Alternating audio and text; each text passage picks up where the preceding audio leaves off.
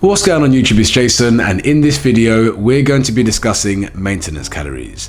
I want to go through what it is, why it's important, the various methods of calculating your maintenance, and whether or not they're accurate. So let's get straight into it. What are your maintenance calories?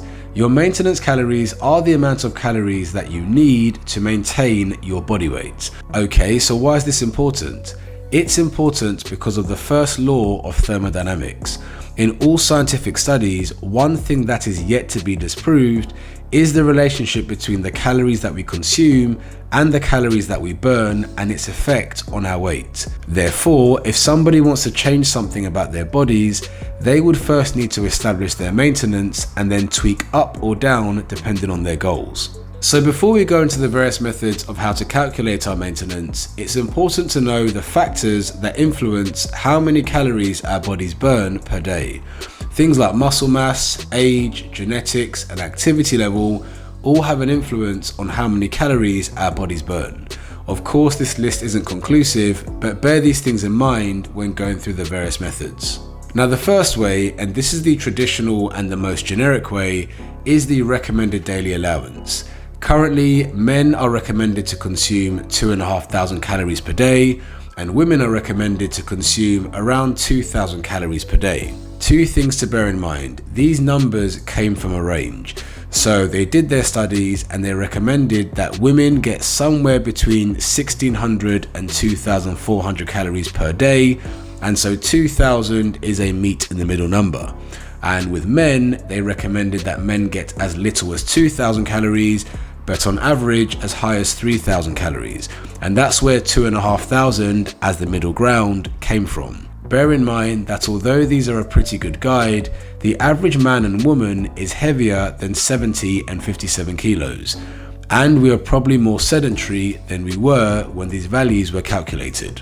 So more likely than not, we would need a more accurate way of calculating our maintenance. And that moves us on to our second way, and that is the total daily energy expenditure calculators, or the TDEE calculators. Now these calculators have become really popular and you can pretty much find them on any wellness site. They use your height, your weight, your current activity level, and some even your muscle mass to calculate how many calories you burn per day. Now there are various calculators out there that use different formulas. You've got the Harris-Benedict formula, you've got the Mifflin-St. Jeor formula, and you've got the Katch-McArdle formula. The Mifflin-St. Jeor equation is the one I generically recommend to clients, as this one has a decent level of accuracy. And if you know your current body fat, then the Katch-McArdle formula gives you a more accurate recommendation based on your lean body mass. Now, although these calorie calculators will give you a more accurate number than the recommended daily allowance, they are only an estimation and they are subject to flaws. The main flaw being that people overestimate their activity level. These calculators are set up in such a way that it gets you to rank your activity from sedentary to very active. And the more active you are, the higher your multiple is going to be, and therefore the higher your calorie maintenance is going to be. And so in my experience, because of this miscalculation, what I often see is people working off much higher numbers trying to lose weight, but actually staying the same or gaining weight. And so the information you get out of the calculator is only as accurate as the information that you put in. So you need to be honest if you want a decent number. Remember again that even if you're honest with this calculator, the number that is spat out is only a guesstimate. And that brings us on to our final way, and that is eating a certain amount of calories for 10 days and tracking your weight in relation to those calories. This by far is the most accurate way that I've used to transform my own physique and the physiques of many others. Now the way this works is that you track your weight every other day for a week and you look for a trend.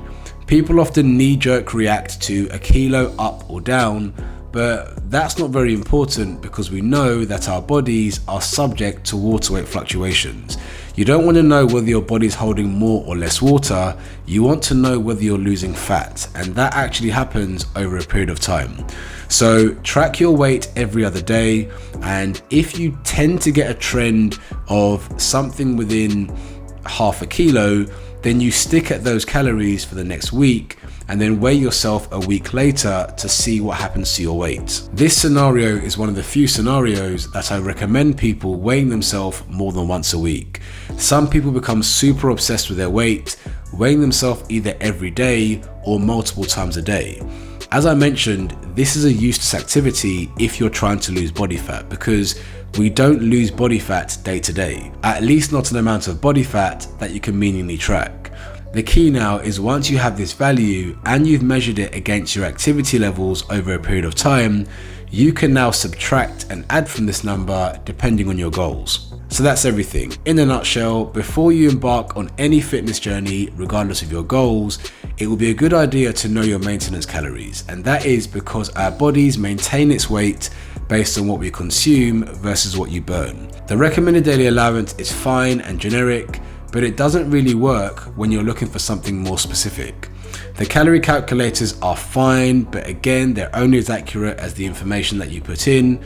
And the final way that I recommended is the one that I've used to get the most results. But it does require you to be honest with your food diary and also be honest with your activity. The final thing to bear in mind is that your maintenance doesn't stay still. It's constantly moving based on the factors that I listed earlier in this video. Hope you enjoyed this video and found it helpful. Don't forget to like it if you did. Comment below for the algorithm, it massively helps. Please subscribe, and I'll see you again soon.